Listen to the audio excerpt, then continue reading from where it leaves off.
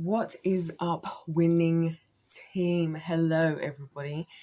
It has been a 72 hours. Let me just say, it has been a 72 hours to remember because a lot has gone down and a lot has changed. And I've changed my mind on a lot of things. So this video is going to serve as like an intro because there's going to be so many random topics I'm going to talk about. And there's like a reason for all of them, even though they're like so disconnected from each other, like in theory, but in actuality, it's all the same thing. Because basically I've had a whole entire 72 hours of everything from speaking with my friends, me choosing to actually call family members I haven't spoken to in years, obviously the London trip, because there's a situation I haven't talked to you guys about, which has been part of the reason I haven't uploaded the video, because there was this guy that was talking to who approached me while I was there, and the conversation that we had, oh my goodness, had me rethinking a lot, but like in a good way. On top of that, the Sidemen charity match football season has officially started, so that's how my Sunday evening started last night, watching the draft. Everything I have to say about that, because there's a lot to say about that, and that's going to be in a month. I thought it was going to be this weekend, the actual match, but it was just the draft. It's actually in April, which has given me like the will to like at least not think about dying for 4 weeks. So it's kind of a big deal. Like, it's honestly kind of a big deal. Also, the fact that I've now entered into the exam prep season, where everybody's panicking, and I'm on two sides of that, between part of me enjoying actually getting to work on the hard stuff and not just all the flipping baby stuff we do, because now it's all the hard questions, it's all the questions I find juicy, it's getting intense, and this is where I like really shine at what I do, because I know how to deal with this, because I'm young enough that I know what they were going through, because I went through the same things. And then also, I just finished doing a deep dive on a whole bunch of Mr. Beast videos, which you guys know he's my favorite psycho. He's like, he all did, stranded on an island, and we have to stay here until we build a boat to get to this other island. And that was quite interesting. I have a lot to say about that.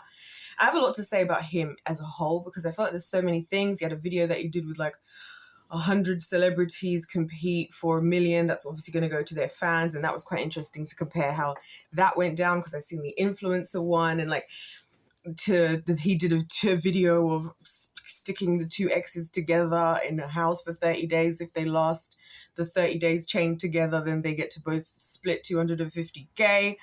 Like, I've been doing my things. This is what I'm saying, it's all over the show. And not just that, like, I've really been like rethinking. I really can do whatever I want. I feel like the reason why I'm struggling in life is because I feel like any option I could choose to take, I could take it. I could do it. Like, there's no limitation to what I can actually achieve in this life. I have a solution for everything. Like, I have a solution for like any single place I could live, any single career I could do, anywhere. So it's hard for me to make any decisions, because I'm just like, well, I just need to wait for the Lord. And then obviously I have to deal with the fact that people are always asking questions about like, oh, so what's going on in life, and what's this? And I'm like, you people don't understand that I'm not operating where you're at. Like, I'm actually waiting on the Lord to tell me what to do. And I've learned the hard way what happens when I don't. So I don't want to discuss the options. I don't want to know your opinion. I don't respect anything. And that's kind of what this whole 72 hours has been, like, in all these different ways, and all these different things that have happened, these conversations I've had, like these thoughts I've been thinking, the research I've been doing into as well, things I've discovered about the church that I didn't know. I was right about everything. Like, I was right about everything. Like, I'm talking to like friends and this and that, and everybody was all of a sudden all annoyed about things I've been talking about for years on YouTube. I'm talking with my family members, some of the oldest, some of the youngest, and people are finally annoyed enough to actually maybe do some stuff. And I'm like, oh, it's about time we woke up to this. Some of us have been suffering, like praying that people would wake the freak up in this season, and now we all finally want to be here, because all got too difficult, which again goes back to what I said to you guys about how when God was going to break the people out of Egypt, before the slavery got worse. And I've said to you guys so many times, I feel like it was on purpose to actually get them uncomfortable enough to actually do something, which is even how I decided to go to London, because I was like, I need to feel something, I need to something. And that trip didn't go as I intended, because I thought maybe I'll go there and I'll just enjoy the day out.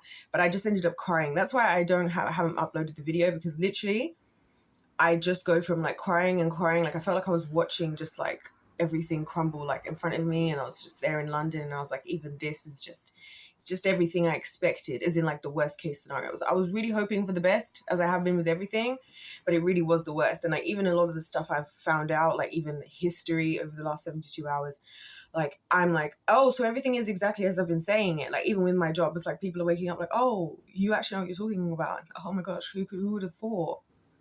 Who would have thought? You know, I spent all these years like having to to always be second guessing myself, which is part of what makes making a lot of decisions hard that other people think are easy. Because I think there's a lot of people in my life who probably just don't understand, like, why is it so difficult for her to just, you know, talk regularly to people or like make decisions, like, because you don't understand. If you were looking from the lens I'm looking from, like even somebody was asking me like, oh well, I was saying, oh, I'd never want to do teaching anymore, blah, blah, blah. They were like, well, what other routes can you take with your degree? And I was like, we're past the point of me wanting to be a part of any of the world's organizations whatsoever. I can't work for any of these companies. I can't go to these supermarkets. I haven't been eating. I can't stomach the food. Like I literally can't stomach the food. I'm not starving myself. Like I don't possess an appetite anymore, because I'm just like, this is literal poison. I was thinking about this earlier, like how, you know, it makes so much sense to me why in the West we're all getting fat, because the food has no nutrients and I can feel it in my body. And I've just had enough. I've had enough with that. I've had enough with the church. I've had enough. You know, I looked into the whole story of Chandler Moore, you know, who's in Maverick City, and how, you know, his story of how everything went wrong, because we obviously know, we've talked about it, but I didn't know his whole backstory. But it's just that it's just the same old story. Not to mention the fact people have been telling me a lot of secrets the last like year or so. Like I've said, people feel very, very comfortable to tell me their secrets, and in particular, like I've been hearing a lot of people's like deepest, darkest, like real deepest, darkest secrets. Not like, I went through this as a kid and that was tough. I mean like truly heinous behavior that you're like, there's no way that anybody's doing that. And it's just reinforced exactly what I say to you all about how I'm so done. Like I've been confrontational. I got into an argument. I've got into big confrontations in the last 72 hours. And confrontations I knew I was eventually going to have, which is why I was feeling so stressed, because I was like, I know, like everybody thinks life is so simple. Like, oh, just do this, just find this, like just, it's like, no, some things that need to be done are going to cost so much more. Like the important things that people are ready for, like tough conversations, confrontations, facing up to the truth, like taking accountability, humility. And I just feel like it all came together and it all just hit me at once. You know, even looking back at the trips I've taken over the last couple of years, and how, you know, how many times I was biting my tongue for the sake of being respectful or for the sake of second guessing myself, and all the times that I've just tolerated things from people because I didn't want to cause a problem, in the sense that who am I to be the one to say anything? And I still do feel like that all the time. Who am I the one? And that's always because as soon as you know you try to speak up about things, people are like that. Like people are people do. I know I've fully accepted and received, like even all this anime I've been watching, I've fully accepted and received now that people don't want what's good in life. Like we want evil. We want the degeneracy, the dysfunction. And when something is threatening that, people don't act the way they think they do, because it's like, it's so funny how everyone's all like, oh my gosh, how could anybody hurt children? How could anybody do this? You know, blah, blah, blah. What was it that I was thinking of? There was that dude. I might talk more about that as well, because it was quite fascinating. You know, how, I don't know, there was some documentary by Louis Theroux that he did. It's been taken all down off Netflix, and it was all like inside the manosphere. And one of the guys who was in it, one of the key guys, goes on Piers Morgan's TV show, chat show, and they're having a back and forth. And Piers is obviously like, you're encouraging young men to have this behavior. How can you say you would never want your daughter to do OnlyFans, but you own an OnlyFans company? And he's like, because I like money. And I'm like, the world is like, you're just rage baiting. It's like, no. But think about it. You don't mind that when it's other people. You don't mind going to McDonald's and consuming McDonald's, right? When the McDonald's CEO is here, not eating his own big arch burger. He's made it clear that Steve Jobs, all these people have made clear that they wouldn't allow their kids to do the things they do, and the things they do because they know they can make money, because they've understood humans more than we understand ourselves. And that's why I keep talking about pride and how stupid we actually are at the end of the day, because it's like, you're going to say that, and I understand where it's coming from. It's like, well, I've got my family. What I do in my family is my choice. What the world does is theirs. And if he decides to capitalize off of it, which is exactly like what I was saying, that, hey, that's what everybody who's succeeding is doing. In order to succeed the world's way, you have to do things. You go outside your morals and values, or of what you think, or change your standards, or maybe have better standards you would have for yourself, but be prepared to do things to other groups of people and find ways to justify it, whether it's, oh, well, because they're less important, they're less this. I feel like a lot of the discourse and the division is people just finding ways to treat people in a horrible way because of whatever, like you see in politics. People will justify, racism, sexism, telling people that they should die, thinking people need to be dead and all this stuff because they don't share the same views as you. That's, to me, I don't see how that's any different to, like, say, slavery and the transatlantic slave trade, where people were seeing black people as less than because of your own beliefs in yourself and your own people. How is that any different to anything? How is that any different to the Christians who look down on the world and are excited to see people going to hell and telling everybody they're going to hell? You think you're better. Like, how is any of that any different? So when he said that, I was like, low-key, I agree with him. And the butt of the joke was that Piers Morgan's wife, and I've told you this is exactly how it always goes down, when he's away, she's all posting talking about, well, my husband's away, poor boys, you know where I live, I've got a vacancy. And she's all talking about how she's like, she while her husband's away, she would love a big strong man to do this and that with. Guys, it's heinous. And when this guy brought it up, Piers Morgan got angry, and then he left the conversation altogether. And he's like, you're just trying to this. And it was Piers again, like, saying all these swear words, calling him all these names. The other guy never called him any names. The other guy was just like, don't call me homophobic. Just because I said I don't want my own kids to be homophobic, I don't want my own kids to be gay, doesn't mean that doesn't make me homophobic, which I actually agree with that.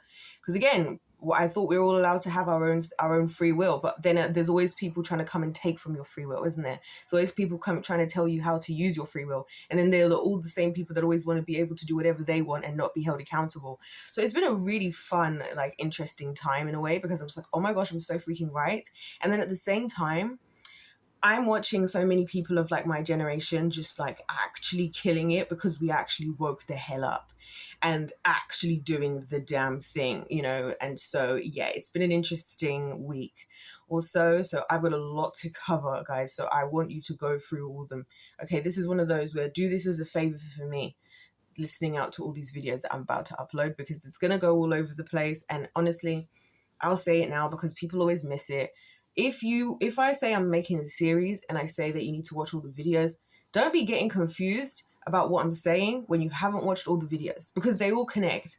I'm not like one-dimensional thinking like most people, where everything exists in its own little cubby hole separate, because I know everything is all connected, because everything's telling the same story. Everything's telling the same story, if you know what I mean, if you're actually willing to think. And this is what I realized, people are very, very rigid. So where God did his big one with all of this was, I think he intentionally let me get to a place where I had no energy left, because now I just haven't had the energy to, like, bite my tongue. I haven't had the energy to, like, think about nicer ways to go about confrontations that make people feel okay and coddle people's feelings. I've been pushed to the point where I've had to endure and just absorb so much of people's weakness, that now I'm in a weakened state, because now I just don't have anything left to give. Because that's what happens when you have something good and then you just abuse it, and you just, use somebody as your punching bag or whatever. Then guess what? Eventually they've got the punching bag doesn't exist, but eventually you've destroyed it. How do you expect to have a lovely, beautiful flower, trample on it all the time and expect it to stay beautiful? That's not how that works. So I've had a lot of thoughts. I've had a lot of questions. Some of the things I've said recently, some of the decisions I've made, some of the feelings I've even had, I feel like, you know what, maybe I need to change my thinking about certain things, as in, like, maybe I need to change what I was, like, a lot of what I was prepared. Basically, I've realized I'm not willing to put up with anything. I don't freaking care. Like, I don't care. And also it's fun now because I've seen that YouTube finally added the thing where creators can respond at voice notes. in your own comment section. Oh, hell yeah. I already did that with one comment on one of my videos recently. Oh, hell yeah. So I'm like, typing out what I have to say when people are saying brain dead things is one thing. Being able to use my voice to actually let you know just how much I don't care and how dumb I think you are has made me want to actually do it more now, because now I get to just be there out with my voice. So yeah, a lot of stuff, like I said, a lot of stuff has happened, a lot of stuff to cover, and I'm going to try to take you guys, I'm going to go through it because I kind of need to consolidate myself. And literally only minutes ago did I watch the last Mr. Beast video that I was watching, because I've been basically, once I knew that sleep wasn't happening, because you guys know it just doesn't happen for me, that's why I was like, I'm just going to binge watch all these Sidemen videos and all these Mr. Beast videos until the sun rises. And then I'm going to talk to my people. And then also Sidemen Inside starts tonight. I'm so excited. I can't wait for the people in there. They've got Eddie Hall in Inside, which is the Sidemen's like reality show, which is going to be on Netflix. That's going to be going on for the week. Like, the Sidemen are going to carry me through the next 4 weeks. So I can lock in and actually try and like not just be miserable, because I really was miserable in London. Like, I don't think you guys understand. I was crying and crying to the point that when I was on my train home and I was just standing there with streams of tears, these two girls actually came up to me and hugged me. They were really sweet. And because I just couldn't help it. I was trying so hard, like just wait to start crying. Like once you get like alone, and I couldn't do it. And I just kept having me doing something nice, and then the next clip me being crying, and then me doing something nice, and then the next clip being me being crying. And I was like, yeah. And I really felt at the very end of myself, and it didn't help. This all coincided with like the hottest day of the year so far, so I didn't even sleep. I was up sweating, my back was hurting, I was bloated, I was just everything. I was just feeling entropy to the highest extent. Like, I'd been in London, I'd seen how things had changed. I'm watching around the town, they're literally turning this into a city, meanwhile doing things like increasing the cost of transport, but building these new facilities and these new flats that no one here is going to be able to afford. And again, I'm the one getting upset, I'm the one being critiqued. I'm not even the one who needs to benefit here. I'm with the Lord, I'm in faith, I'm not going to be here. I'm actually caring for you people more than you care for yourself. And that's pretty much always the case, and that's pretty much always the thing. And I realized anyways, one of the things I've come to realize is that that's not like the whole story about being, you know, a believer, but it's a big part of it, because you think about it, that's exactly what happened to Jesus, is that he came for the message of literally spreading love and bringing us freedom, and somehow he's everybody's enemy, like to this very day. To this day, people don't put respect on his name. In fact, they do the exact opposite. So far as I'm concerned, I've never felt more sure in my faith. And also because I just don't have the energy to give. Don't come for me. Like, because the version of me that people loved before, who would just embrace things, she's gone. And you can tell that people are being held, are starting to get scared now, because they're seeing that I'm going to say what I have to say, and I don't care. Listen, I wasn't living in heaven anyways. I wasn't enjoying being here. I wasn't comfortable in slavery as it stands. I've been waiting for this. This is what I've been waiting for. I've been waiting for everybody to wake up. I've been waiting for things to happen. And I just didn't know that I needed to get to the point where I had no patience left and no energy left to give, to just actually just say everything and just do everything. And like I suspected, the winners will be winning. I've had so many winning conversations. I've also had a lot of conversations with losers, and I've also had a lot of conversations with people where I'm just like, is he? And it had to take you this long to get here. That's embarrassing. And you want to have the audacity to say something about me in my generation? Get out of here. I don't care. Listen, I'm so ready to use my free will. Basically is what I'm saying. I've been worried about my free will. You guys also me saying I'm not scared to death. Like, let's talk about my free will. Oh, I'm ready. Because you see all this stuff I've been doing, I'm ready to face the Lord on Judgment Day. In fact, I was thinking, I want to go first. I want my sins to be aired first. I want my sins to be aired first, or whatever the Lord has in store for me. Because you know why? So that when you people see what other people are actually doing, who are getting away with it because you're all swayed by the jury of the sheeple, everybody's jaws can drop. And I'm going to sit there with my popcorn and my golden ticket, because I've had to work so hard to hold on to it, which is why I know that it's real. Because of course the world would make it like, it would be like, I would feel like this in a world like this, because that's what it is. That's the world. That's why God always has us in a separate place in the garden, at the promised land, somewhere different, somewhere where we operate differently. We have our own systems, because he's like, if you operate like those people over there, it's not going to end well for you. So anyway, we're going to start with this video that Mr. Beast did, because that is the one I just finished. I was like watching while I was getting ready. to start recording because it's just fascinating, because it's just a perfect example of why people I don't respect people who are not good at what they do. If you're going to be a loser in life, lose well, like do like what he does and do these heinous experiments, but do them well. You know what I mean? Do them well and be unique and be dedicated. Be a Jezebel and be a Kris Jenner, be a Bill Gates. You know what I mean? Be an Epstein, for flip's sake. If you want to do it, go big. Yeah. And the same for us in the kingdom. If we're going to do it, we should go big. The people I don't respect, this is why I believe the Bible says that God spits out the lukewarm. He's like, it's better you be hot or cold. Most people sit in the middle. Like, if you're going to be for the devil, you may as well fully send it and be good at it. And if you're going to go for God, you might as well fully send it and be good at it. The only real embarrassing thing, in my opinion, is genuinely being in the middle part where you're just coasting along and we don't really know what side you're on. And which is most people. And unfortunately also most Christians. So yeah, everybody's I'm going to say what I have to say. And like I said, this is going to be the last time I'm going to clarify this in this series. Yeah. I'm saying what I'm saying for the betterment of us all to wake up. So when I'm making fun of people and stuff, you know why? Because sometimes that's good for you. Sometimes it's good to feel a bit of shame. It's good to feel embarrassing and embarrassed. I embarrass myself all the time and it's amazing. You know why? Because it makes me a better person and I have to face up and humble myself, right? Sometimes that's okay. A lot of times coddling yourself or not liking how somebody said something, like with Piers Morgan is a perfect example.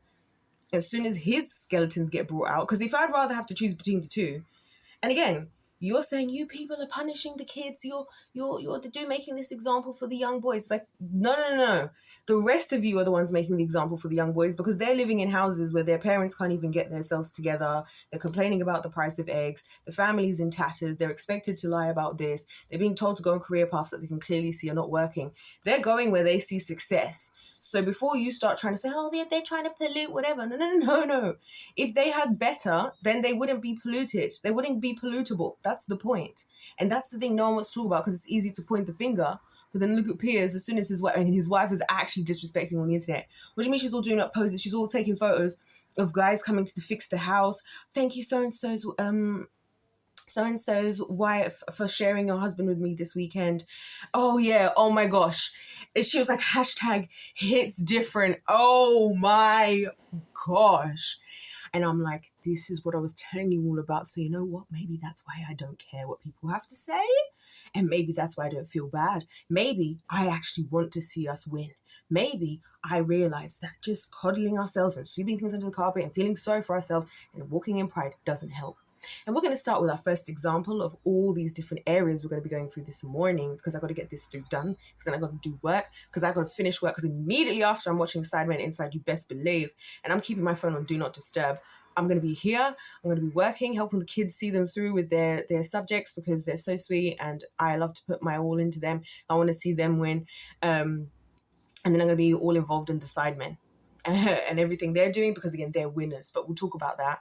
And again, like I said, it doesn't matter whether you specifically care about these groups of people, and I'm not encouraging you to go and support them, but I'm just using them as examples, real world examples, because, you know, people are always like, oh, you say this, but like, how can you say that? That's why I talk about all these random things like anime and like this and that, and like this conversation I had with this person, and I'm sharing with you guys details about these guys. It's not because I'm out here trying to do anything, which I know the world always sees it that way. It's genuinely because I'm like, these are real examples, because this is really happening.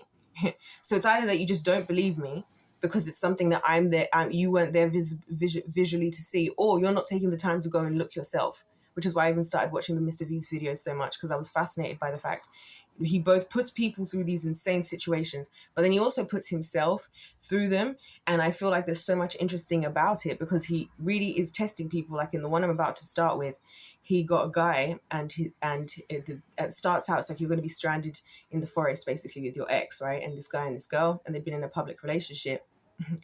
Little did he know, and little did she know, that 4 other of his exes were there. But this wasn't like a big production level, like what the Hollywoods of it all were doing. It wasn't like that, where they try and get this shot. Because one thing I like about Mr. Beast is he really tries to let people do what they're doing and not interfere, which I told you guys I've seen that. They don't try to curate what they think he thinks will do good. He genuinely, as in he does to an extent, but like when he's involving people, he lets them make their own decisions. You know, he asks difficult questions and puts people, like, really puts people up against their morals and values all the time. Because like in this one, they had the option that at the end they could split 250k if they could last 30 days. But there would only be one girl left, so he gets rid of one girl every 5 days, which was his secret at the beginning. But the girl's secret was that they could also just steal all the money from him at the end. And so along the way, you've got all 5 different, it's so interesting and just seeing that. And but then also the other ones where you've got like people at the first start of the video, you've got 100 people battling for 250,000, 500,000. And then everybody splits into their groups and they do like all these group activities. Everyone's like, buddy, I got you. Oh my gosh, girl, I love you so much. You know, I got your back. And then always, and the last 3-5 people, everyone's just having to step when they actually are up to, oh, the 5 million's there. All of a sudden morals and values are out of the picture. And that's why I'm like, you should watch this stuff, because you can actually see in real life that this is why I'm like, all this stuff about, oh my gosh, I love you, that you were saying like 4 days ago or 3 challenges ago. Obviously now when you're in front of the thing, you're going to stab somebody in the back. And then the question is, are they right or are they wrong? Because they're just protecting their own family, but then everybody has a family. But then they're just putting themselves first. But then if everybody puts themselves first, then what happens? And these are the questions I'm trying to get you guys to understand. And so I'm going to go on the assumption that I'm talking to the winning team members who are intelligent, open-minded people who actually want to win in life and who are actually willing to listen.